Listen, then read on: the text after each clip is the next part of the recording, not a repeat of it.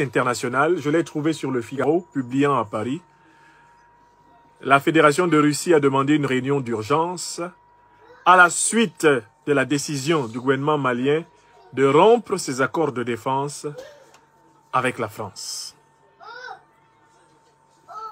Nous avons donc deux informations. Première information, la Fédération de Russie a demandé une réunion d'urgence du Conseil de sécurité. Deuxième information, cette réunion portait sur la décision du gouvernement malien qui a été annoncée hier de mettre un terme aux accords de défense qui liaient le Mali à la France en 2014, en 2020 et même jusqu'en 2021. Voilà les deux informations que nous avons. En tant que fils de l'Afrique, analyste politique, intellectuel engagé pour l'émancipation africaine, nous allons, à partir de ces deux informations, essayer d'atteindre l'objectif de cette intervention. D'abord, je voudrais préciser que je n'étais pas à la réunion du Conseil de sécurité. Je n'en possède pas les verbatims. Mais avec les deux éléments d'appréciation, je vais essayer de reconstituer, mais de manière hypothétique, ce dont il a été question. Premièrement, c'est la Fédération de Russie qui a demandé la réunion. Qui est la Fédération de Russie? L'un des États membres du Conseil de sécurité. Mais il faut ajouter, le Conseil de sécurité des Nations Unies est composé de 15 pays. Il y a 10 pays qui sont tournants et il y a 5 pays qui sont permanents. Quels sont les 5 pays permanents au Conseil de sécurité des Nations Unies? Ces pays sont les États-Unis d'Amérique, la Fédération de Russie, la République populaire de Chine, la République française et la Grande-Bretagne.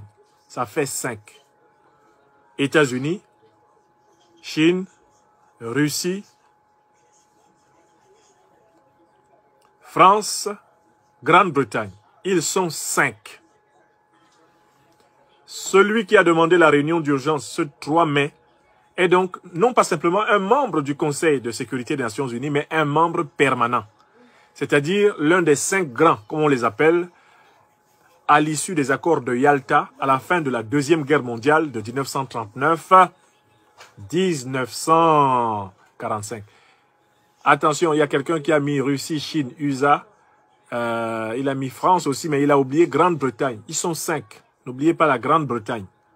La Grande-Bretagne. Il y a bien 5 détenteurs du droit de veto au Conseil de sécurité. Deuxième élément qui est intéressant, et je le martèle à nouveau, pour que vous ne soyez pas étonnés après de l'analyse que je fais.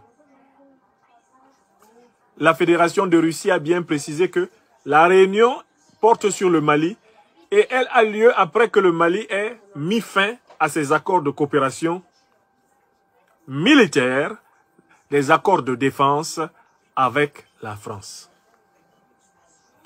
Donc, moi, ma question est la suivante. De quoi la Russie a-t-elle demandé qu'il y ait débat? À propos de quoi la Russie a-t-elle demandé qu'il y ait débat? Vaguement, on peut d'abord dire qu'il s'agissait de débattre de la nouvelle situation qui existe au Mali.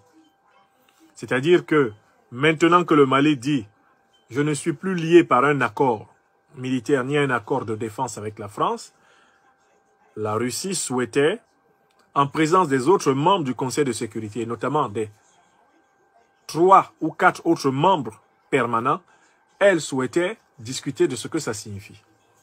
Ça, c'est le premier point. Mais il y a un deuxième point qui est intéressant. Vous avez bien observé ces derniers temps que des frictions sont directement apparues entre la présence française au Mali et la présence russe.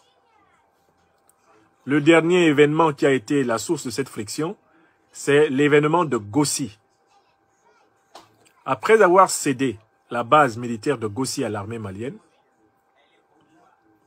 au moment où l'armée malienne découvrait, nous dit-elle, un charnier abandonné près du camp français à Gossi, eh bien, l'armée française et la communication politique française publiaient une vidéo dont on tirait la conclusion qu'elle montrait des éléments supposés être russes en train de fabriquer un faux charnier pour accuser la France.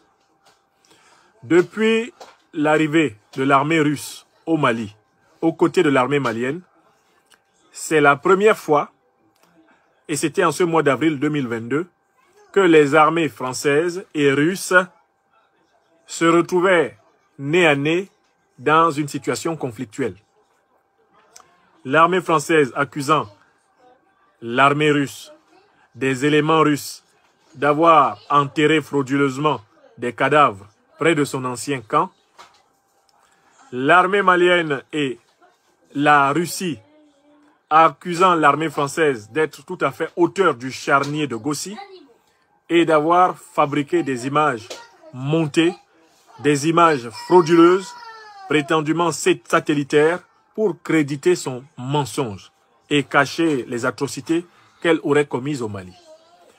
J'espère qu'il n'a échappé à personne que depuis l'arrivée de la coopération militaire russe au Mali, c'était bien la première fois, en ce mois d'avril 2022, que les deux armées, que les deux pays se retrouvaient nez à nez et pratiquement au bord de la confrontation militaire sur le sol africain. Je voudrais attirer l'attention des Maliennes et des Maliens, des Africaines et des Africains sur ce fait. D'autant plus que, sur un autre front, ici, en Europe, qu'est-ce qu'on observe?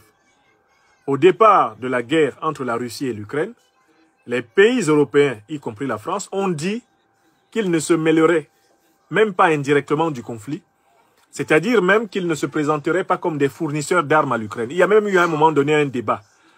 La Pologne avait des avions dont les Ukrainiens avaient besoin pour faire leur guerre contre la Russie. La Pologne a souhaité que les Américains, qui sont les plus chauds pour que l'Ukraine fasse la guerre à la Russie, viennent prendre ces avions en Pologne et aillent eux-mêmes les donner à l'Ukraine pour combattre la Russie. Parce que la Pologne ne voulait pas être accusée de co-belligérance, c'est-à-dire d'agression internationale indirecte. C'est ça la notion en droit international. Or, qu'est-ce qu'on a observé depuis quelques semaines? C'est que la totalité de la coalition de l'OTAN, et notamment de l'Occident, a renoncé à la notion d'agression internationale indirecte, a renoncé même à la limite, à la ligne rouge de la co-belligérance, et elle s'affiche publiquement comme étant pourvoyeuse d'armes à l'Ukraine pour tuer la Russie, puisque la Russie tue l'Ukraine. Donc je voudrais attirer l'attention de l'Afrique des libertés sur une montée aux extrêmes que l'on observe. Ici, en Eurasie, désormais la coalition occidentale arme ouvertement l'Ukraine pour combattre la Russie. Mieux, tous les jours, nous voyons des images de soldats occidentaux engagés au cœur de la guerre d'Ukraine, sans compter les nombreux mercenaires. De telle façon que c'est devenu une vérité banale que la guerre entre l'Ukraine et la Russie n'est rien d'autre que la guerre déguisée de l'OTAN contre la Russie. Et aujourd'hui, il y a une information de taille qui est tombée à ce sujet. Elle a été donnée par quelqu'un qui est important, infiniment plus important en ce monde, en tout cas en termes de personnalité politique que votre serviteur. C'est le souverain pontife, le pape de Rome, le pape François. Dans un article dont j'ai mis copie à votre disposition sur ma page Facebook et que vous pouvez retrouver sur ma page Twitter, le pape François accuse la coalition de l'OTAN d'être coupable indirecte de l'invasion de l'Ukraine par la Russie parce que la coalition de l'OTAN n'a pas arrêté de faire avancer ses infrastructures militaires pour menacer la Russie. Ce sont les mots du pape, qui est dans le monde occidental une autorité morale qui n'est pas souvent contestée. Elle peut l'être de temps en temps, mais là, quand le pape François lui-même se lève pour dire aux Occidentaux, camp auquel il appartient, lui François, lui qui réside à Rome, en Italie, dont l'État, le Vatican, est logé à l'intérieur de l'État italien. Quand il se lève pour dire l'invasion de l'Ukraine par la Russie a été occasionnée par l'OTAN, cela vous permet de prendre conscience du fait qu'il y a une situation extrêmement périlleuse non seulement pour notre sécurité ici en Europe, mais pour la sécurité du monde, du fait de l'acharnement à ne pas chercher une solution pacifique, une solution négociée au conflit russo-ukrainien, c'est-à-dire à ne pas garantir la sécurité de la Russie, en amenant l'Ukraine à reconnaître qu'il est dangereux et périlleux pour elle d'adhérer à l'OTAN en prétendant vouloir garantir la paix. Maintenant que la voix du pape elle-même le dit, je crois que nous autres, Africains d'Europe, on peut quand même un peu parler. J'imagine que la loi qui a été prise par les Européens, qu'on appelle Digital Act, pour empêcher tous ceux qui critiquent les dirigeants européens de s'exprimer, j'espère qu'on ne va pas l'appliquer contre le pape. J'espère que le pape ne va pas être censuré, que le compte Twitter du pape François ne va pas être fermé, que le compte Facebook du pape François ne va pas être fermé, que le compte YouTube du Vatican ne va pas être fermé. Car c'est quand même lui qui est considéré comme le chef de la chrétienté et une autorité morale de l'Occident. Lui-même reconnaît que les Occidentaux ont provoqué la Russie. Il l'a dit, hein. Laissez-moi vous lire le texte, parce que pendant que je dis ça, les gens peuvent penser que je suis en train d'inventer quelque chose. Non, je n'invente rien. Je vous lis un extrait de ce que le pape a dit. Je vous lis un extrait et je vous donne le journal où il l'a dit. C'est important que vous le sachiez ce soir. Que dit le pape? Que dit le pape? Je vous donne ça. Attendez que ça s'affiche. Hop. Est-ce qu'on va la voir là? Il faut que ça s'affiche. Excusez-moi. J'espère que ça va s'afficher un peu plus vite que ça ne le fait. Bon, je vais le chercher plutôt du côté. Voilà. J'ai l'article sous les yeux. Il est publié sur le site Politico. Pope says NATO may have caused Russia's invasion of Ukraine. Le pape dit que l'OTAN a probablement provoqué l'invasion de l'Ukraine par la Russie. Francis says Transatlantic Military Alliance was barking at Russia's door. Le pape François dit que l'alliance de l'OTAN était en train de chatouiller et de provoquer à la porte de la Russie. Pope Francis said that NATO barking at Russia's door may have led to Vladimir Putin's invasion of Ukraine and said he has offered to meet the Russian president in Moscow. Le pape François dit que l'approche et les provocations de l'OTAN à la porte de la Russie est probablement ce qui a poussé Vladimir Poutine à envahir l'Ukraine. Et le pape dit qu'il aimerait rencontrer Vladimir Poutine. Donc voilà ce que nous disions depuis le début du conflit. Voilà ce que d'autres voix dissidentes en Occident et dans le monde disent depuis le début du conflit. Maintenant que c'est reconnu par l'autorité de la chrétienté, celui qui est présenté comme le successeur de Saint-Pierre, tout le monde voit bien qu'il a tort.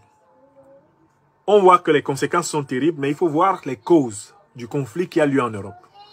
Mais allons maintenant en Afrique, parce que je vous parle du Mali. Le fait que les armées françaises, d'un côté, et russes de l'autre, aient commencé à se disputer sur ce qui s'est passé à Gossi, cela indique que la rivalité entre l'Occident et la Russie, entre la France et la Russie, cette rivalité pourrait se déporter en Afrique. Et ce seraient les peuples africains, les pauvres civils africains qui auraient à payer les pots cassés de la rivalité entre les grandes puissances qu'on ne voudrait surtout pas voir se battre sur le sol africain parce que les intérêts de l'Afrique ne sont pas ceux de chacune de ces grandes puissances, mais ceux des peuples africains eux-mêmes.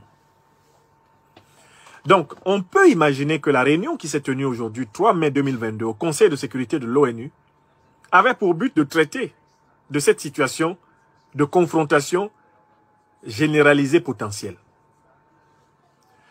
Ça, c'est le premier point que je voulais souligner à votre attention. Mais il y a un deuxième point. La nouvelle situation qui se présente au Mali est la suivante. Désormais, il n'y a plus d'accord de défense entre la France et le Mali. C'est-à-dire que la présence des armées françaises, européennes venues par le biais de la France sur le sol malien est désormais illégale en droit souverain malien, n'est-ce pas?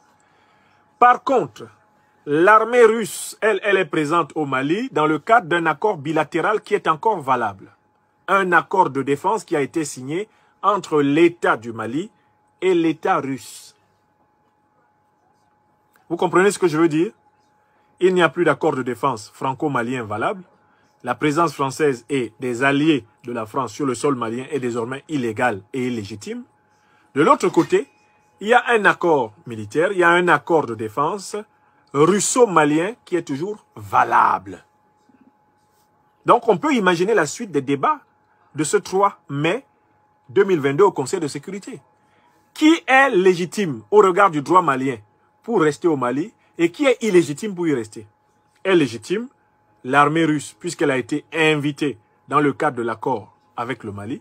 Qui est illégitime? L'armée française puisqu'elle est priée de partir immédiatement du Mali puisqu'il n'y a plus d'accord de coopération militaire, d'accord de défense entre le Mali et elle. Alors, on peut imaginer que l'allié russe du Mali demande aux membres du Conseil de sécurité qui ont des armées ou des militaires présents sur le sol malien de respecter la volonté de son allié. Je recommence. Ça, c'est la troisième idée qui m'est inspirée par l'analyse de cette donnée à ma disposition. On peut imaginer que celui qui a un accord valable dise à ceux qui n'ont plus d'accord valable de respecter son allié, de partir. Et ça, c'est probablement la troisième idée. Parce que pour qu'il n'y ait pas de confrontation entre les alliés légitimes et les alliés et les présents illégitimes, pour qu'il n'y ait pas de confrontation entre les forces alliées légitimes et les forces indésirables, il faut que les forces indésirables se retirent. Je suis sûr que c'est la troisième idée qui était au cœur de cette réunion au Conseil de sécurité des Nations Unies. Mon analyse m'amène à aboutir à cette troisième idée. D'où je peux conclure. Qu'est-ce que je voulais vous faire savoir? Premièrement, je voulais vous faire savoir qu'il y a eu cette réunion, qu'elle a eu lieu aujourd'hui. Je voulais vous faire savoir qu'il y a deux motifs avancés. Premièrement, que c'est la Fédération de Russie qui l'a demandé. Et deuxièmement, qu'il s'agit du Mali. Mais je voulais essayer de manière prospective, hypothétique. Ce que je dis n'est pas certain. Mais je reconstitue, pour éclairer l'Afrique des libertés, le fait que, puisque désormais, il y a des accords bilatéraux qui font que la présence militaire russe est légale au Mali, et il n'y a plus d'accords bilatéraux qui font que la présence militaire française soit légale au Mali, il s'ensuit que l'allié légal, qui plus est membre du Conseil permanent de sécurité, demande à l'ancien allié devenu illégal de respecter son allié bilatéral et de quitter pacifiquement un sol dans lequel on lui a pacifiquement demandé de se retirer. Je voulais attirer votre attention sur cette réunion. Je crois que dans les prochaines heures, nous aurons des comptes rendus beaucoup plus détaillés de ce qui s'est dit lors de cette réunion, puisque la presse finit toujours par accéder au verbatim. Mais je voulais attirer l'attention de l'Afrique des libertés sur l'importance de cette réunion et sur la tension qui habite le monde. Mon appel pour finir, j'appelle toutes les grandes puissances de l'Occident, à commencer par ma terre adoptive, la France. J'appelle l'Union européenne, j'appelle l'alliance de l'OTAN, j'appelle les États-Unis d'Amérique à renoncer à encourager la poursuite de la guerre entre la Russie et l'Ukraine et à favoriser une négociation, une médiation pour que la Russie s'entende avec l'Ukraine sur les conditions de la sécurité de la Russie, de la neutralité et de l'indépendance de l'Ukraine. Ça, c'est le premier point. J'appelle les grandes puissances occidentales à écouter pour une fois ce que vient de dire l'autorité morale de l'Occident, qu'est le pape de Rome, le chef, du Vatican. Lui, au moins, a eu le courage, après tant de mois de silence et presque de lâcheté, il a eu le courage d'enfin dire les choses telles qu'elles sont. Il est allé à la source du problème qui se pose entre la Russie et l'Ukraine. Et il nous dit que la source du problème, c'est que la coalition occidentale n'a pas arrêté de menacer la Russie en avançant ses bases militaires aux portes de la Russie. Maintenant que c'est François qui le dit, j'espère que la liberté d'expression des Européennes et des Européens, des Occidentales et des Occidentaux en général va être respectée. Parce que nous, maintenant en Occident, nous craignons pour notre liberté d'expression. L'allure que prend la législation occidentale en général, européenne, française, ces derniers temps, est inquiétante. Tout ce qui restait de l'état de droit et de la démocratie est en train de disparaître. Maintenant que c'est François qui l'a dit, et qui dit, vous qui n'avez pas arrêté d'avancer avec les bases militaires de l'OTAN aux portes de la Russie, c'est vous qui avez poussé la Russie à l'invasion de l'Ukraine. S'il vous plaît, écoutez le pape François. S'il vous plaît, nous vivons en Europe, avec femmes et enfants. Nous vivons en Europe et nous sommes des centaines de milliers d'Africains qui sont devenus des citoyens adoptifs de l'Europe.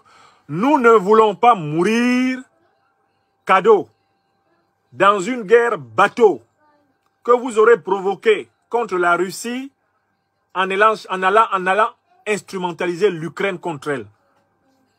Nous sommes des millions, je pense des dizaines de millions de citoyens européens de toutes origines et de toutes couleurs qui ne voulons pas que vous déclenchiez par tous les moyens possibles une guerre nucléaire pour précipiter notre départ de la Terre. Laissez-nous mourir de vieillesse.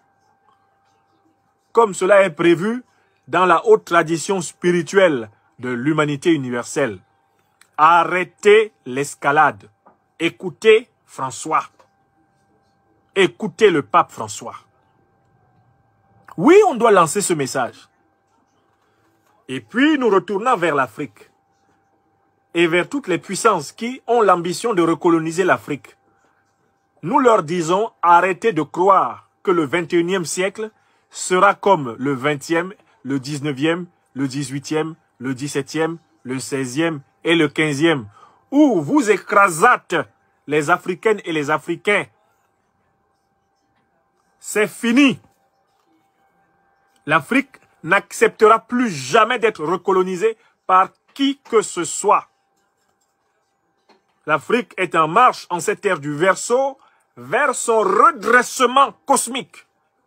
Et l'homme et la femme africaine vont vers leur verticalisation rénovée. Ne vous trompez pas sur l'Afrique. L'Afrique ne veut pas cesser d'être une colonie occidentale pour devenir une colonie russe ou une colonie chinoise. Non, l'Afrique est en marche vers la réalisation d'elle-même. Et quelle que soit votre ambition, le plus de milliards d'Africains et même les 2 milliards d'Africains du monde sont en train de monter en puissance de conscience pour fonder la civilisation et la puissance africaine qui vous forceront, à défaut de vous convaincre et de vous persuader, eh bien, à craindre et à respecter toute Africaine et tout Africain que vous rencontrerez sur la planète Terre. Je veux vous faire part de cette conviction profonde et de cette force qu'aucune puissance humaine ne pourra écraser. Car cette force est connectée, eh bien, à nos ancêtres angélisés et aux énergies pures et supérieures, eh bien, du monde de la création, du monde du divin. Le temps de l'Afrique a sonné.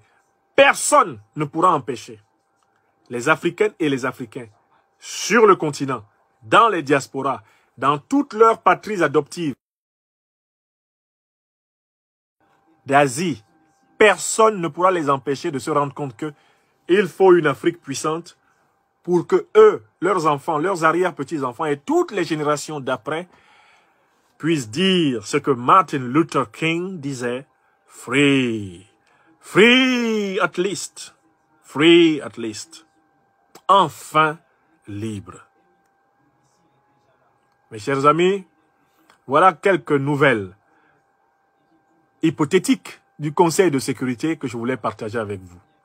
Ici, en exclusivité sur Facebook Franklin Yamsiwa Cameroun, cette brève conversation sera rediffusée plus tard sur Franklin Yamsi YouTube, l'Afrique des libertés.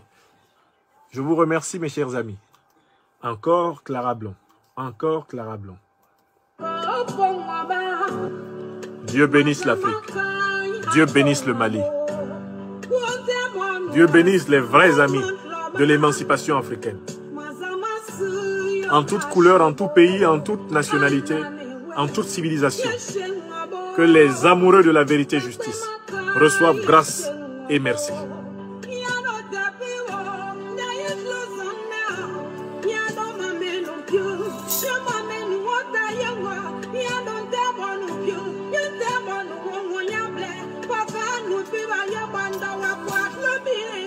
Courage à toi, peuple malien. Courage à toi, peuple africain.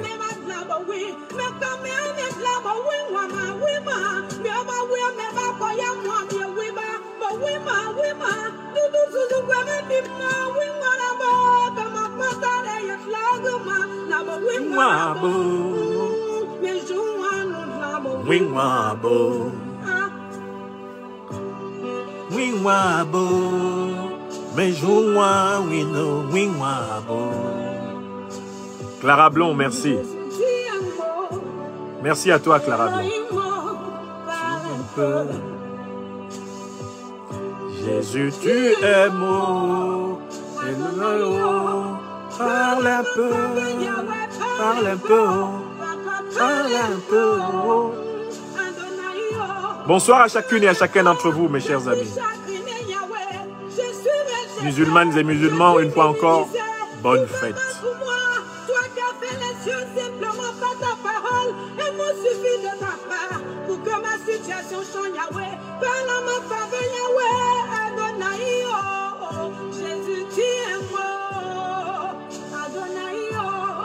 Parle un peu. Merci à tous. Parle un peu.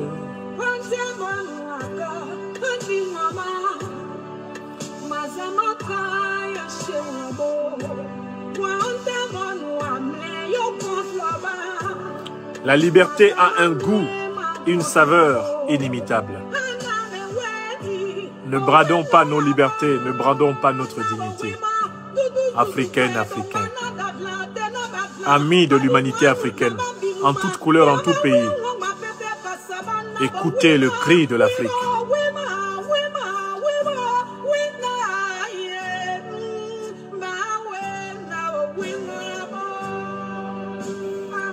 Merci encore. Bonne soirée à tous.